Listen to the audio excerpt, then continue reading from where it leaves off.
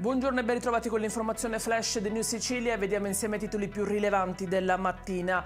In apertura la prima prova che ha dato il via agli esami di maturità 2025. La Sicilia entra di diritto tra i protagonisti indiscussi grazie alle tracce proposte. Spicca il messaggio testamento del giudice Paolo Borsellino. I giovani, la mia speranza, affidato nell'86 a una lettera indirizzata a un gruppo di studenti. Non è tardato ad arrivare il ringraziamento e la commozione da parte dei figli.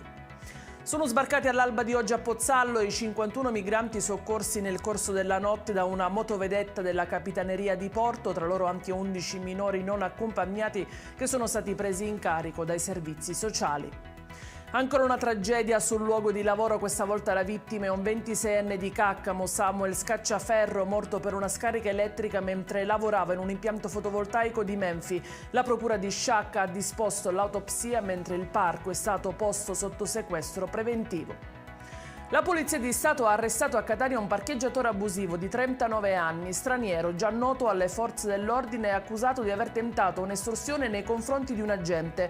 Il poliziotto, libero da servizio, aveva appena parcheggiato la sua auto quando l'uomo gli ha intimato di pagarlo. Al rifiuto lo ha minacciato: se non paghi ti taglio la gola. Il giudice ne ha disposto adesso gli arresti domiciliari.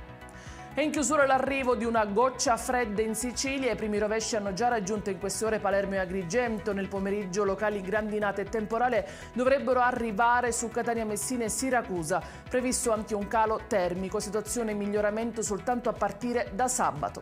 Ed è tutto per queste edizioni. Io vi ricordo come sempre che i dettagli su queste notizie e molte altre li trovate sul nostro sito e sui nostri canali social. Grazie per averci seguito e a più tardi.